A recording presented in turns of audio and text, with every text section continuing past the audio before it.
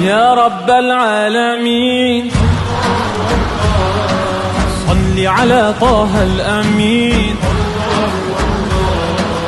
في كل وقت وحين املأ قلبي باليقين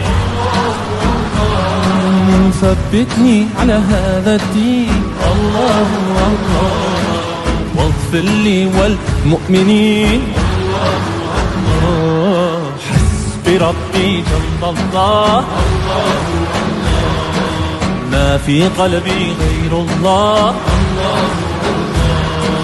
نور محمد صلى الله لا إله إلا الله الله. God bless you.